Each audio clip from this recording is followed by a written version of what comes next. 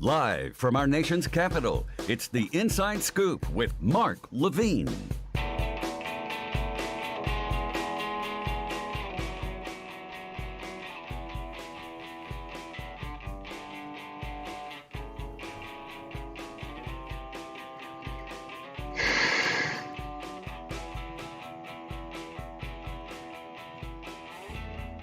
Good afternoon, America. Welcome to the Inside Scoop. This is your host, Mark Levine, reporting a safe social distance from Washington, D.C., with a really important question that many liberals, independents, folks like me are asking right now.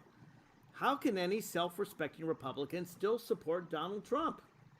Well, I've got one today. I won't say he's in my studio because he's a safe social distance from me, but he's close by, and he's my longtime sparring partner. The president of Strategist Mike Lane and I have been discussing conservative and liberal issues for more than 15 years now.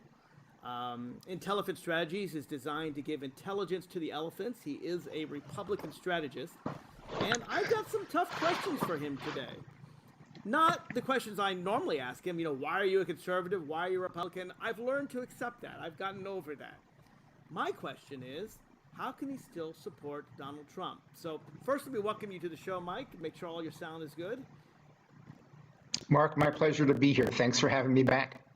My pleasure. So let me lay out my case, and then I'll give you all the time in the world to respond. We liberals, we Democrats, we have a hard time understanding folks like you. And let me just sort of lay it out. We can understand why racists support Donald Trump. We can understand why misogynists, men that hate women, like Donald Trump. We know why immigrant haters like Donald Trump. You don't fit any of those categories. We understand why greedy billionaires who want to get a lot from tax cuts support Donald Trump and don't care about anyone else. That doesn't fit your profile either. Now, I don't want to be so crass to suggest that just as you make money helping Republicans get elected, that's why you support Donald Trump, because I happen to know there are a lot of Republican strategists that don't, including former campaign managers for both Mitt Romney and John McCain. Speaking of which, the last two Republican nominees for president, well, they don't support Donald Trump either. Mitt Romney certainly does not, and John McCain, may he rest in peace, before he died, established his distance from Donald Trump. It's not just them. Well-respected conservatives, people I respect but strongly disagree with, like George Will or Jeff Flake. No one would call these men liberal. They don't support Donald Trump. We see people in the military backing away. We see people who used to work for him backing away. And whether it's because of the COVID crisis or because, frankly, he's insulting the military, and I know you're a veteran, I value your service. I'm not so sure the president does. But whether it's people in the military, people suffering from COVID, ordinary conservatives, people who believe in free trade, people who believe in low deficits, all these conservative principles that used to drill in my head for 15 years were basic. to the Republican psyche, they've backed away. So here's your chance right here on national radio, Mike Lane. This way, 6 months from now, when President Biden's in office, you can join George Will and Jeff Flake condemning President Biden for all the liberal things he's doing, but you'll know in your heart of hearts you backed away from the corrupt narcissist who's currently president of the United States. You can redeem your soul right here on national radio, but if you won't, you need to explain to our listeners why you still support this incompetent president.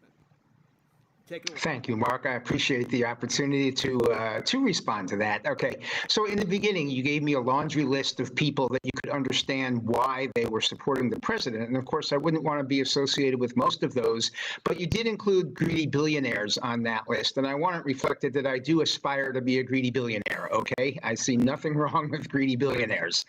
That aside, I'm not going to sit here and pretend that our president is perfect, because he's not. We've never had a perfect president. We've even had presidents who have had tempers and personalities and things like that that could be considered colorful. It's just not the basis on which the majority of us make our decisions. We are issue-driven, issue-oriented. And when we look at the matrix of issues lined up between Joe Biden and Donald Trump, not only do we find Joe Biden absolutely unacceptable, but Donald Trump is not acceptable. Donald Trump is exciting.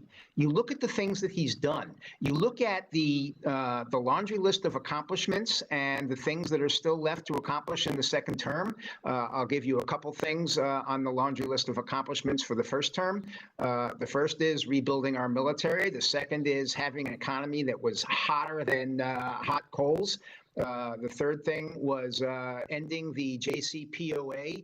The fourth thing was pulling out of the Paris Peace Accords. The fifth thing, probably most important on this list, is holding China accountable and renegotiating a trade deal with China and continuing to hold them accountable as we move forward.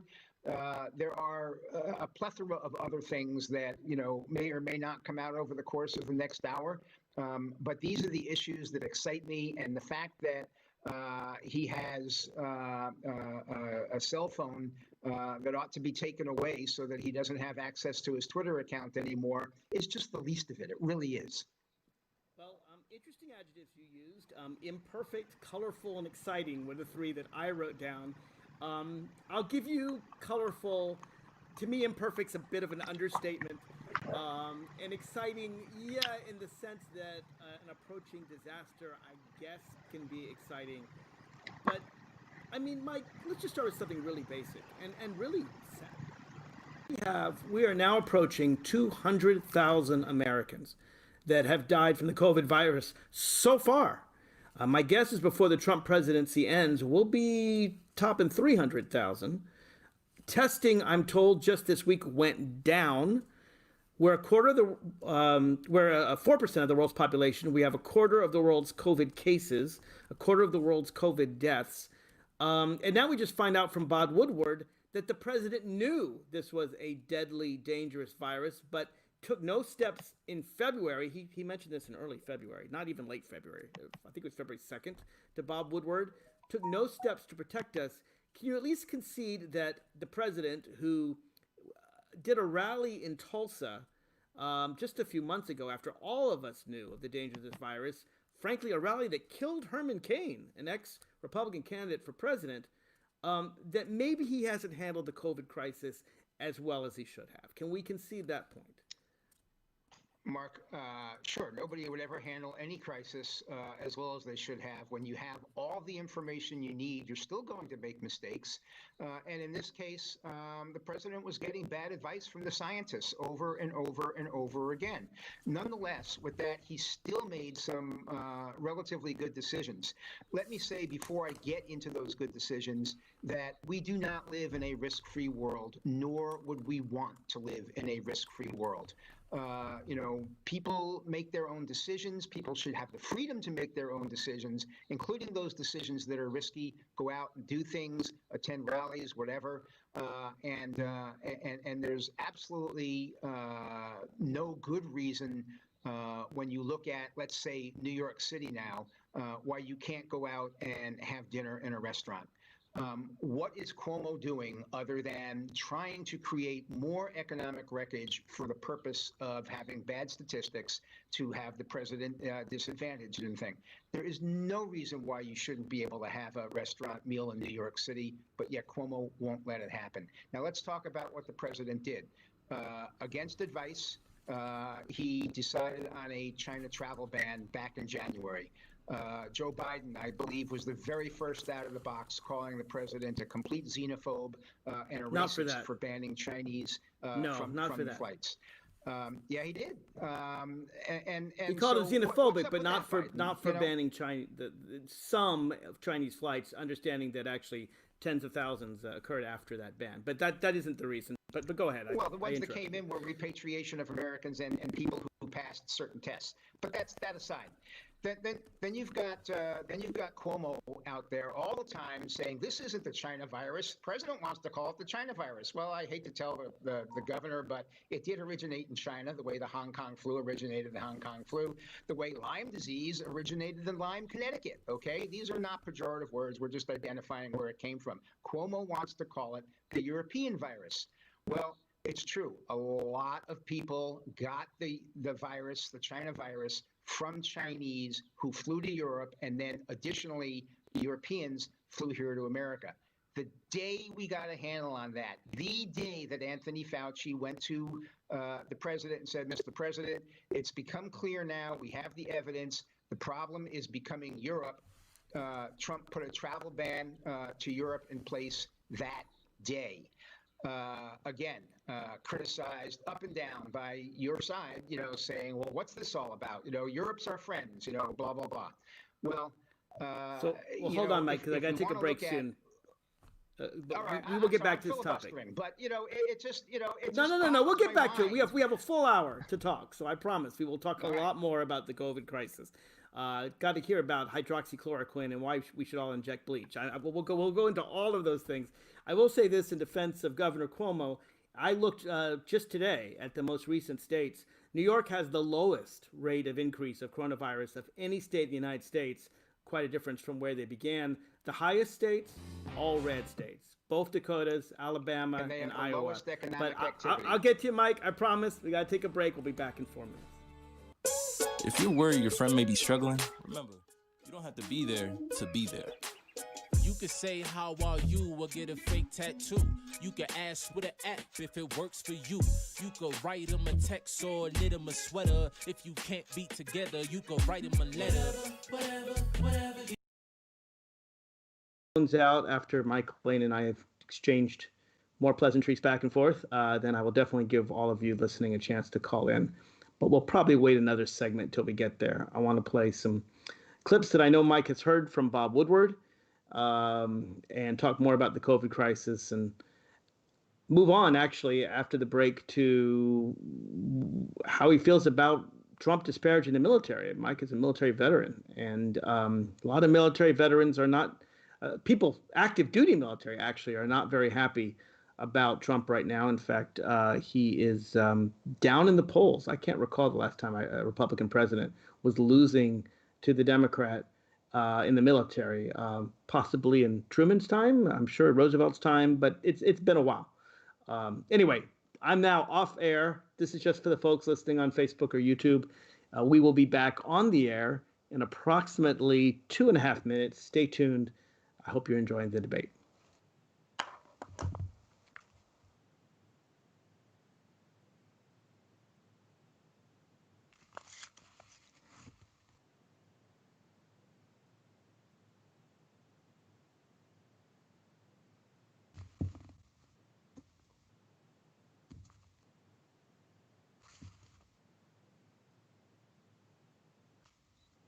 And I'm going to remute myself.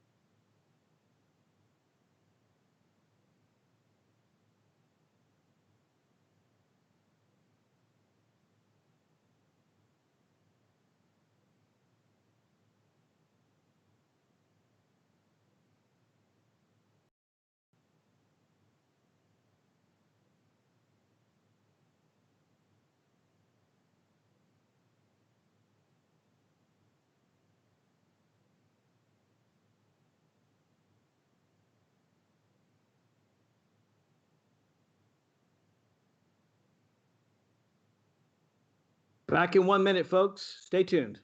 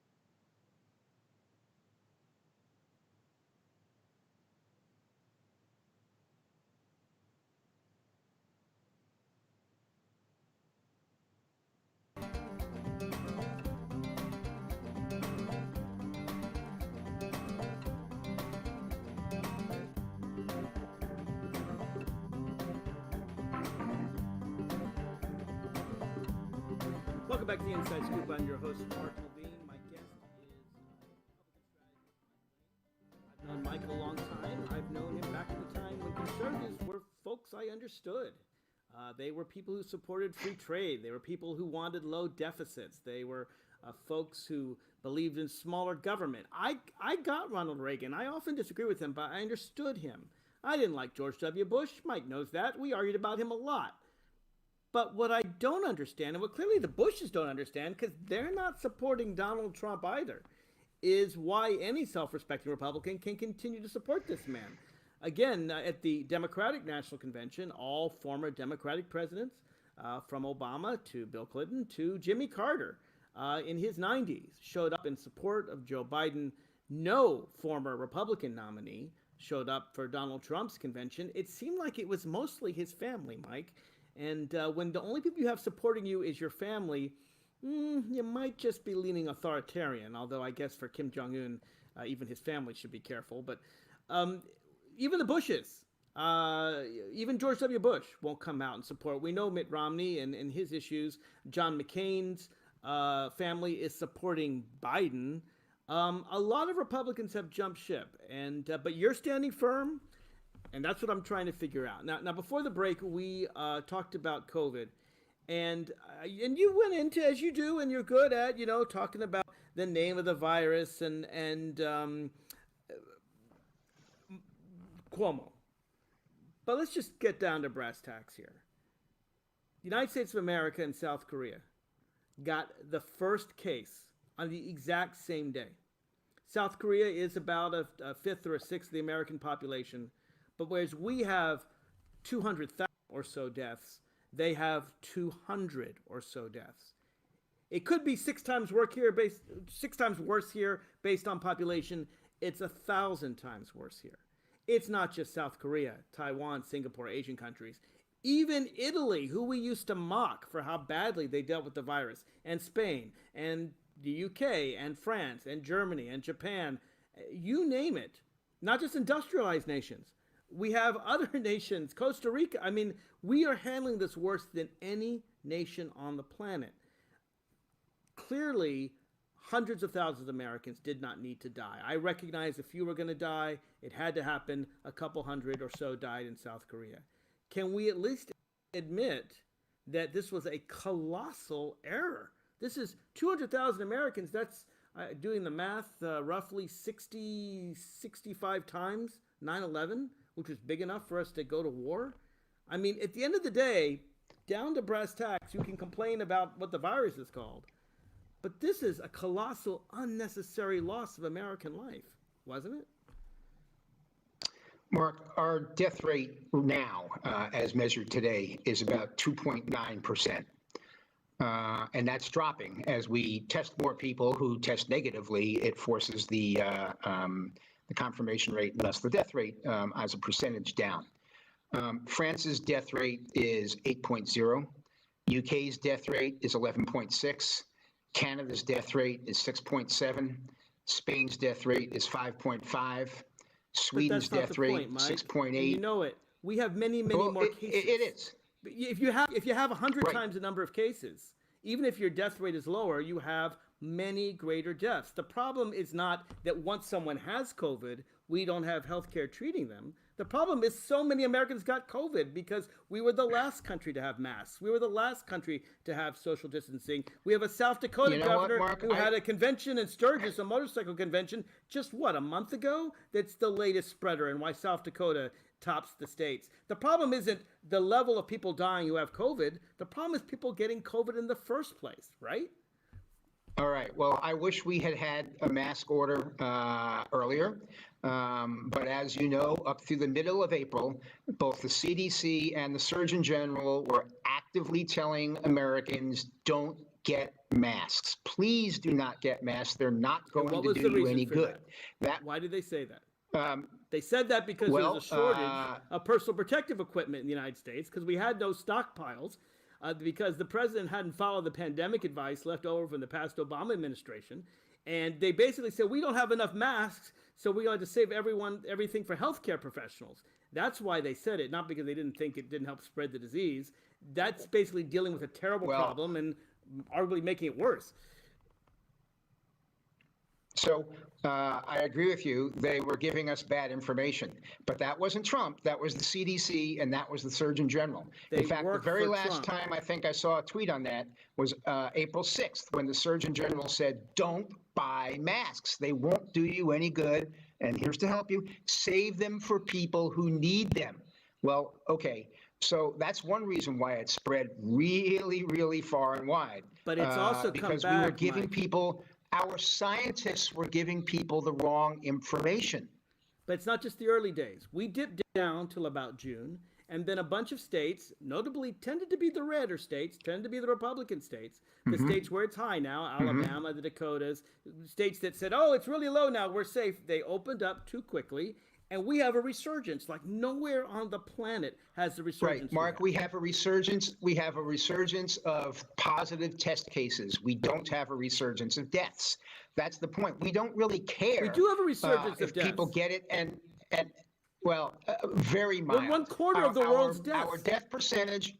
Look, our death percentage spiked up really high when Cuomo ordered all the senior citizens into nursing homes and senior citizen centers who had tested positive.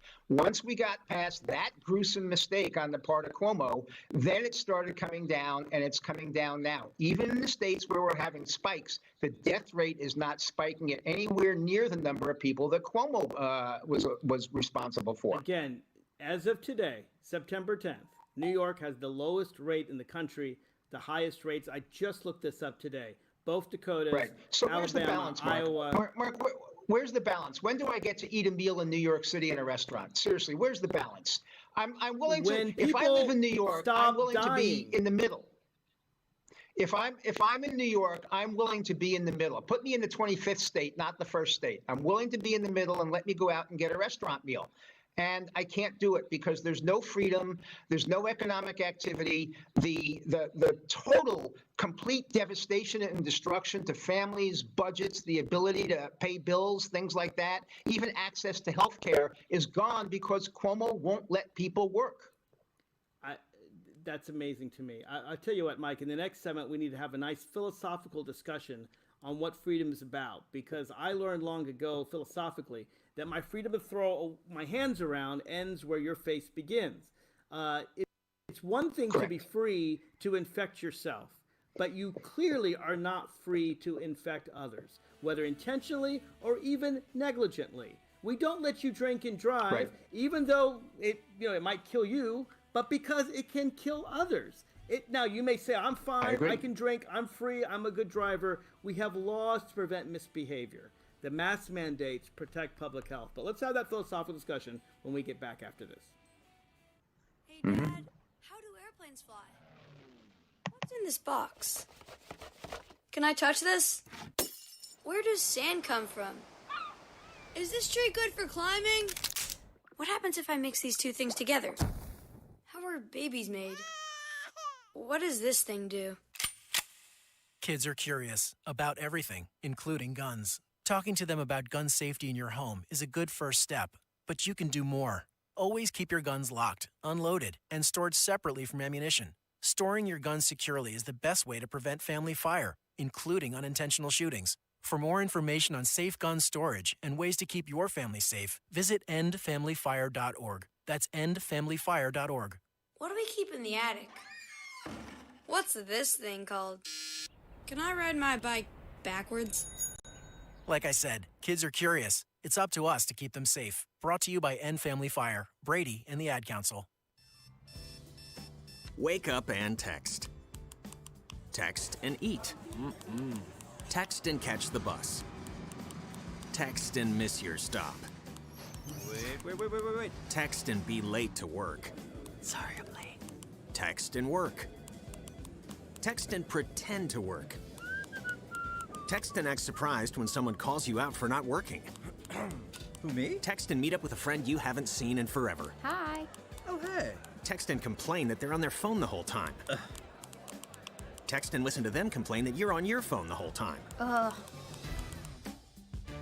Text and whatever. But when you get behind the wheel, give your phone to a passenger. Put it in the glove box. Just don't text and drive.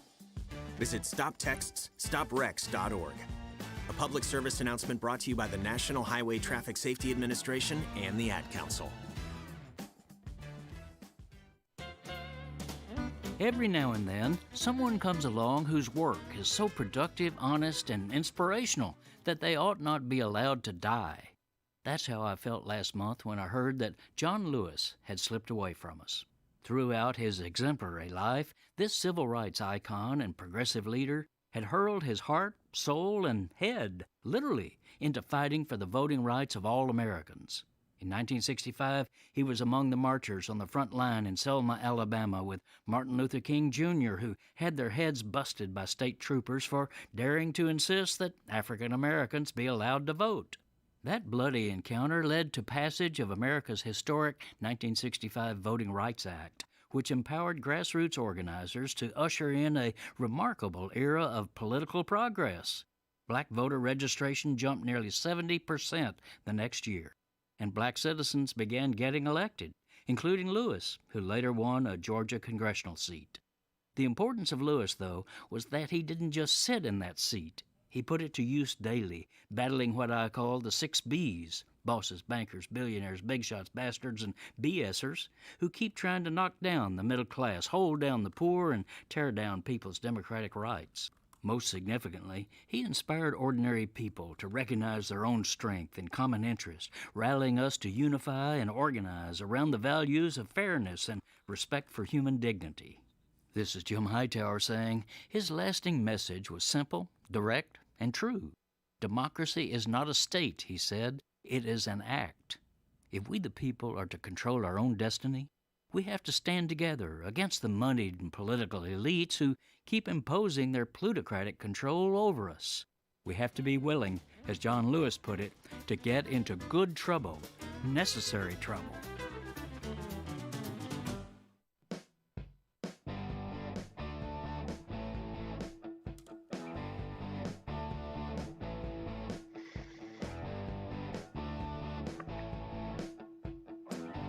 Welcome back to the Inside Scoop. I'm your host, Mark Levine. My guest is Mike Lane, Republican strategist. I've known him, Mike, a long time. I've known him back when conservatives used to be conservative, before Trump took over the Republican Party. But Mike's still a true believer, and I'm trying to figure out why. And so we've been talking a lot about COVID. I will move on to other topics, but one last question on COVID that I promised before the break, and that is the very nature, really, of freedom.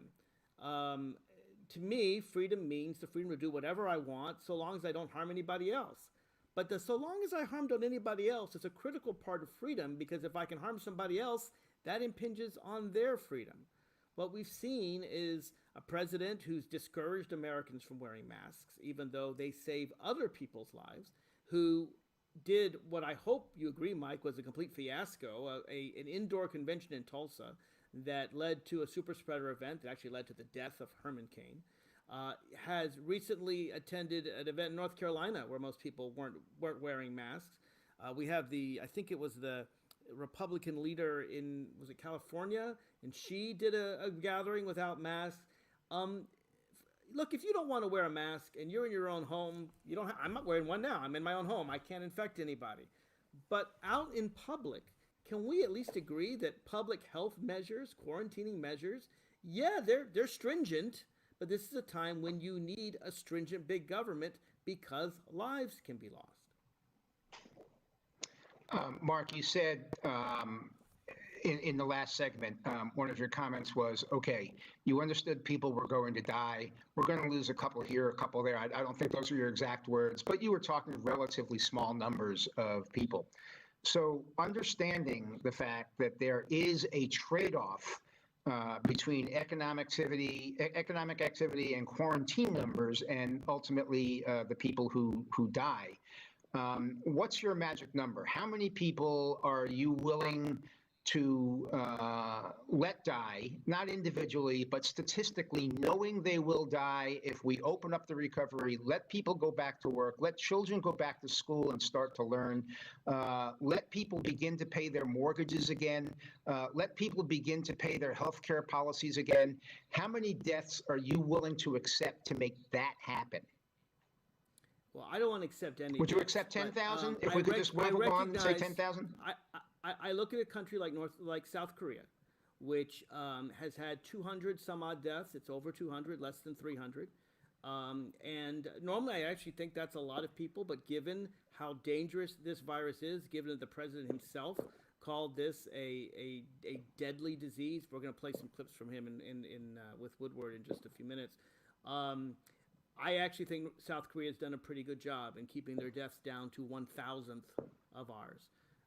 But to me, an unnecessary death is an unnecessary death. And because people don't want to wear a mask because they don't feel free, to me, that does, there's lots of things that people want to do. I mentioned drunk driving. My guess is that people who drive while drunk commit deaths at a lesser rate than people who go out in crowded places and don't wear masks. That does not mean I'm defending drunk driving. Of course not. The point is there are risky behaviors that you shouldn't do. And the people who bear the brunt of it, Mike, I know you know this, are the people who, unlike you and me, can't afford to stay home, sit behind a desk and telework, but the folks who have to drive the bus, have to get out there in the meat processing plant, have to and can't afford any other job. And they're the ones, and they tend to be black and brown people, they tend to be people who are on the economic margins, they're the ones who are suffering the worst from this.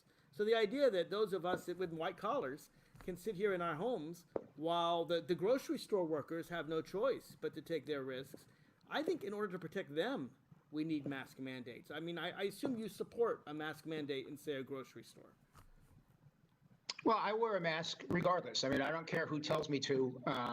It's just not, you do, alone, Governor, and I respect you for it. But shouldn't the government require people to wear masks in crowded public places?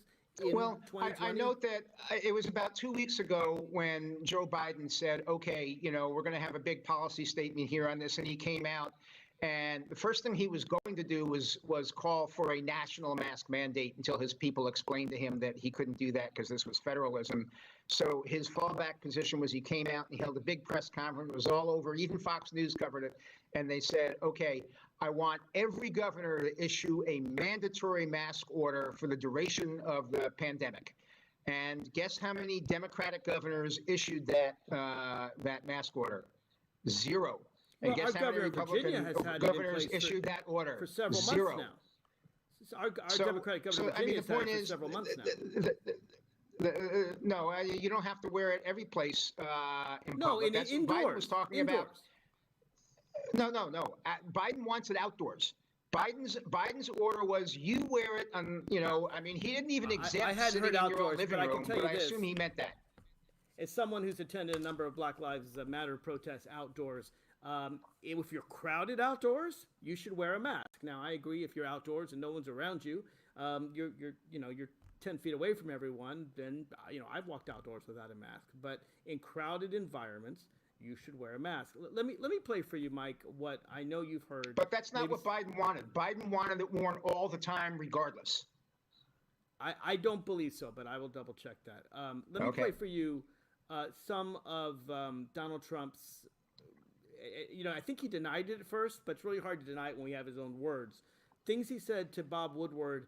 I believe the first one is February 2nd. So this is February 7th, excuse me. Early in the days of the crisis. Let's play the clip. And so what was President Xi saying yesterday? Well, we were talking mostly about the virus, and I think he's going to have it in good shape, but, it's a very tricky situation. Indeed it goes through air, Bob. That's always tougher than the touch. The touch, you don't have to touch things, right? But the air, you just breathe the air, and that's how it's passed. And so that's a very tricky one. That's a very delicate one. It's also more deadly than your strenuous flus. People don't realize we lose 25,000, 30,000 people a year here. Who would ever think that, right? I know. It's pretty amazing. And then I say, well, is that the same thing? This is more deadly. This is 5 per. This is 5% versus 1% and less than 1%. So this is deadly stuff.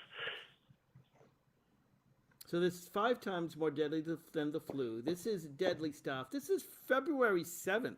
This is some 6 weeks before the president took any action to shut the country down. This is at the time when South Korea was ramping up massive tests, shutting their country down, and there's a reason why they have 1,000th of the deaths that we have. This is even before Italy spiked. This is early. Sounds to me like Donald Trump was getting good, accurate information, took it all in, and just didn't listen. And we know he didn't listen because, well, let's play the March 19th clip with him and Woodward. Now it's turning out it's not just old people, Bob. Just today and yesterday, some startling facts came out. It's not just older exactly. young people, to plenty of young people. So what's going on give me a moment of talking to somebody, going through this with Fauci or somebody who kind of it caused a pivot in your mind, because it's clear just from what's on the public record that you went through a pivot on this to, oh my God, the gravity is almost inexplicable and unexplainable. Well, I think, Bob, really, to be honest with you, sure, I want you to. I wanted to always play it down. I still like playing it down. Yes, because I don't want to create a panic. So here you have the president saying that he wants to play it down. He's always played it down because he doesn't want a panic. Now, nobody wants a panic. But at the same time, it wasn't just that he played it down. He didn't take action. He didn't take the action we've seen from our allies in industrialized countries that did ramp up testing, that did have PPE. It's not just South Korea. I think they're kind of the model. Even Germany, even Japan, which actually didn't handle it so well at the beginning, neither did Italy. They're handling it better than we are now. The president says, you said, Mike, well, he didn't realize it was as bad as it was because, his advisors were giving him the wrong advice. We now know on February 7th, maybe before you and I realized how bad it was, back before the stock market took its first crater, that it was a serious, deadly disease. Is it fair to say the president should have known better and should have taken stronger action sooner? Mark, this was not a revelation. The world knew it was a serious, deadly disease back in January when we saw people in other countries dying. So it's not, this is not some big revelation. This was discussed way back then. Now, when you say deadly, what does that mean? Well, if one person dies from it, it's deadly. The president there is quoting some egregiously wrong statistics. The first thing he said in the second clip that you played was that we're looking at mortality rates of roughly 5%. Well, we know if properly managed, what we know today, based on not what it was last time, we know that it was closer to 3% and falling. Okay, The second thing was he said, now we find out. We'll be back in 4 minutes. I apologize. All right. America, your children have an amazing superpower. They can help save lives by not having play dates. That's right. By replacing get-togethers with virtual play dates and video chats, they can help slow the evil spread of germs. And if your superheroes do go outside, make sure they continue their superhero wing by staying 6 feet away from others to protect everyone in America land. Find out more at coronavirus.gov. A message from the CDC and the Ad Council. America, your children have an amazing superpower. That's right. They can help save lives by simply washing their hands. Just 20 seconds of thorough hand washing after they've coughed or sneezed or been outside can help fight against the dastardly spread of germs. Armed with only soap and water and hands, your superhero can protect you, your family, and everyone out there in America land. Amazing! Find out more at coronavirus.gov. A message from the CDC and the Ad Council. He was the heart of your family, and he taught you our history. He helped you fix your first flat. He was the best backyard DJ around, and every time he'd tell a story, he'd own the room. But now more than ever, he may feel alone. Today, older adults and their loved ones are struggling to connect, in a time when connection has never been more important. But there is something we can do. Embrace our older loved ones through StoryCorps Connect. With StoryCorps Connect, you can honor seniors remotely with an interview about their life. Every interview will be archived at the Library of Congress, becoming part of American history, so that years from now, future generations can listen in. All right, Grandpa, what's one piece of advice you have for me? Just 3 words, sweetheart. Live with courage. The man that had the best stories still has plenty of stories to tell. So connect virtually and share the conversation of a lifetime at storycorpsconnect.org/AARP. Connect, honor, share. StoryCorps Connect. A message from AARP, StoryCorps, and the Ad Council. I'm Brenda Gazzar, the host of Code WAC, your podcast on the state of America's broken healthcare system and how Medicare for All could help. Here's what we're talking about this time.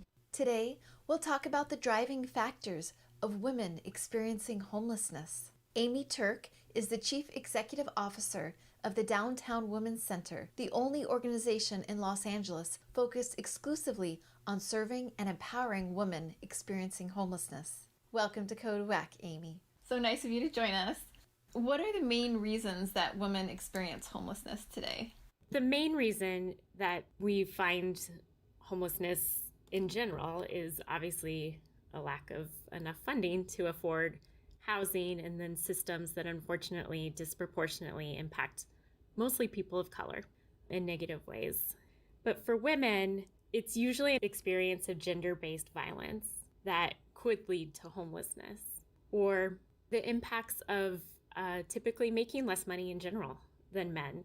And of course, that's more true for women of color. And just the compounding impacts of not being able to add to your wealth over time has left many older women in particular either vulnerable to homelessness or homeless themselves.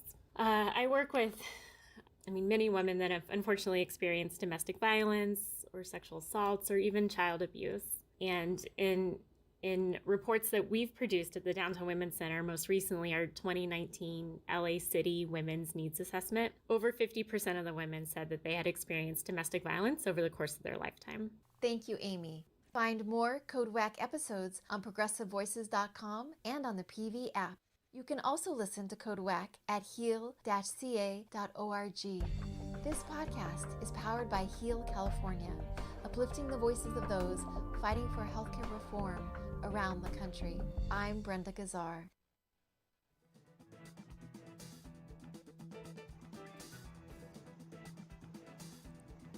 Welcome back to the Inside Scoop. I'm your host, Mark Levine. We got about 10 minutes left in the show. My guest is Mike Lane, president of Intelligent Strategies. Mike, I had to interrupt you because we were on a hard break, Is there anything more you wanted to add before I move on to the next topic? Yeah, I wanted to add, Mark, the second thing that the president got egregiously wrong in that last thing, the last clip that you played with Woodward.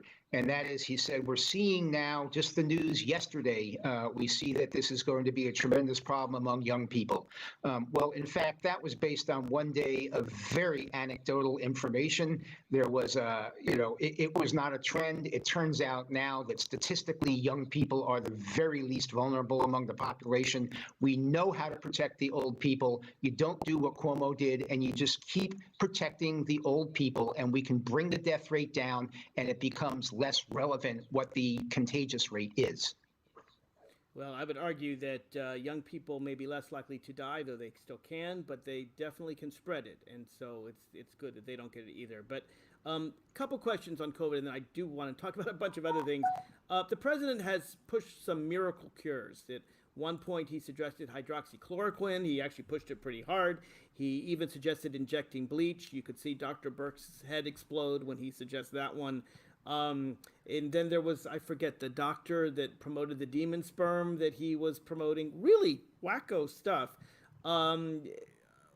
What's the deal with the president and miracle cures? He's now saying we're going to have a vaccine by October, no matter what the scientists say. Maybe the president should leave this kind of medical advice to his medical experts? Well, the first thing, Mark, quickly, so the the hydroxychloroquine, that's the one. So it turns out that after Nancy and Chuck had their heads explode over that one, it turns out that stuff actually works in combination with some other stuff, and it works a little bit on its own. There's a really beautiful paper, scientific paper out of France on that. It does work. As far as this demon doctor or whatever it is, I don't know anything about that, but if he's promoting a demon, that would be wrong. See, here's the problem is the president. The president hears things like, oh, Mr. President, viruses do not survive in the summer. So if we can get through this peak here by suppressing the curve, when we get to the summer, we'll have a breather. And he's optimistic. He's always the cheerleader guy. And he goes out there to the podium and he says, so I've been told that in the summer, this thing will all be gone. Well, you know what he was trying to say? He's very inartful about the way he says it. All right, we only got a few minutes left. I do want to move on quickly to other topics. As a military veteran, were you offended by the president saying that basically those that died in our wars were losers? His unwillingness to go to the ceremony in Paris. Interestingly, we've always heard, this has been confirmed, by the way, by Fox News, no liberal network, as well as New York Times, Washington Post, The Atlantic, and so forth. And even his generals, even General Kelly, no one will deny that he said this. Some folks don't want to comment on it. Clearly, that's offensive and wrong. I mean, I think you can agree on that. Look, if he said it, it was not only offensive and wrong, it's disgusting. And it would really be a deal breaker for me. But I don't believe for 1 minute that he said it. I think that this is another one of those made-up stories. There are people who have denied it. No less a person than John Bolton took immediately to the airwaves and said, wait a second, I was in the room when this conversation took place. It did not happen. Sarah Sanders said, I was in the room when this conversation took place. The personal aide to General Kelly, who was then chief of staff, took to the air and said, I was in the room when this happened. It did not Mike, happen. Didn't he basically say this about John McCain? He said, I don't want but that was people who were captured. Yeah, that was a rather disgusting and putrid. It's the same idea. It was a disgusting and putrid personal political attack on John McCain. McCain didn't deserve that, but it was in context of a political battle and not just in the context of casting everybody like that. Well, we only have about 5 minutes left, so I'm going to try to do. I'll try to do short questions, and you can sort of give me short answers. Please reflect on the post office and Donald Trump's suggestion that maybe if we slow down postal service, we can actually keep the election by mail from happening. Clearly, that's not appropriate. Well, I don't know when. I understand the Democrats in the Senate this morning voted down the next version of the rescue bill, so we're not even going to get the unemployment out there for the people who need it before Election Day because Chuck and his folks decided to kill that this morning. As far as the post office is concerned, The Postmaster General has come to Capitol Hill on both sides and testified he has all the resources and all the money that he needs to get through Election Day and to deliver every piece of mail that's properly done. I don't know what else we can do. Chuck says we need $25 billion, but for what? Are you fine with the fact that a guy who competes with the U.S. Postal Service is our Postmaster General, and the fact that he basically is under criminal investigation for basically bundling campaign donations through his employees? Yeah, well, you know what? If there's anything there, the Congress can investigate and we'll find out what happened. But yeah, this guy is exactly the right person at the right time organizationally to reform the post office. I think he's a fabulous Postmaster General. The conflict of interest doesn't bother you? That he owns these companies? Oh, no, not at all. Compete. No. Okay. I mean, look at Esper. Esper, conflict of interest. They tried to say the only reason that we're going to sell airplanes to the UAE is because Esper is Secretary of Defense. That's crap. Come on. I think these conflicts of interest matter no matter where they occur. Next question. Guy at the Department of Homeland Security testifying that Donald Trump the president told him not to report information about Russian interference in our elections, told him to squelch it. He's filed a whistleblower complaint. Clearly that's wrong, right? If that's the case, then Congress ought to investigate it and let's find out what really happened. What about just in general, the fact that Congress does investigate and the president seems to be quite happy taking Russian aid? Should any American candidate take foreign aid to run for office? Mark, we did this Russian thing for 3 years. He was certified innocent by a special prosecutor. Come on, you can't bring up Russia anymore. You can't bring up Ukraine anymore. It's done. He was not certified innocent by any stretch. But these things keep coming up. Why is it, do you think, that the president was so anxious to get Roger Stone and Paul Manafort and seems like virtually everyone who's ever worked in the Trump campaign is under indictment or going to jail? Why is it so important for him to get them out of jail? What do you think he's hiding? I don't think he's hiding anything. Look, this was fully investigated. Stone was convicted of other crimes unrelated to the campaign. That's typically the way an unreasonable prosecutor will do things. I'm not denying what the reality is. And the guy is old. The guy is dying. It was, and Mike Flynn? What's his excuse? Flynn, the people who prosecuted Flynn are the ones who ought to be sitting in jail, not General Flynn. General Flynn is a hero to the United States. Even though he lied to the FBI, admitted it, conceded it, and the vice president said he did it. You're still fine with that? No, he did not lie to the FBI. He conceded he lied because they threatened to put his son in jail if he didn't admit that he lied. All right, last question, and try to do it in a minute. We've seen horrible violence in places like Kenosha, Wisconsin. We've seen actually a 17-year-old boy travel from Illinois with his long gun, shoot a bunch of people. I don't know what property he was protecting, but it certainly wasn't his own. Can we all agree that both sides, Biden and Trump, should be calling on people to calm down? Biden has made it very clear that he opposes all violence from the right and left. Isn't it time that Donald Trump does the same? Trump's the one who's been calling for an end to the violence from the beginning. I admit that in the last 3 or 4 days, Biden's been doing that. Mark, he had a 4-day convention with the national spotlight. Why did he fail to mention calming the riots so much as once during his entire convention? Well, because Kenosha happened after the DNC and before the RNC. All right. Well, you know what? I'll tell you what, Mike, we got give me about 30 seconds. I want to give you the last word. Full, whatever you want. Tell me why you think Republicans should still support Donald Trump, but in 30 seconds. Issues, Mark, issues. Look, we need to rebuild the economy. That's another thing, by the way. Biden comes in and says, Trump didn't shut the economy down fast enough, hard enough, or long enough. And, oh, God, look at how horrible the economy Trump created is. People laugh when they hear that. So the economy, we've got to rebuild the economy. I think foreign policy, the deal coming up next week with the signing of the peace treaty between Israel and the UAE at the White House, fabulous. I think that, getting us through the pandemic, we're going to have a vaccine by November 1. Go, Trump, go. I think it's given that the election is November 2, the fact that you're claiming to have a vaccine by November 1, frankly, is suspected, and I understand you get it. You get it from the president, so it is. On the economy, I would just say this. If the Republicans had months ago taken up the Democratic bill that came out of the House, we would have a strong economic response to people who are suffering from the pandemic.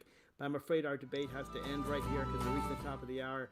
Thank you, Mike Lane, for coming on the show. Thank you for sparring with me. We will have many more such debates in the future right here on the Inside Scoop. Goodbye, everybody. Tune in next week.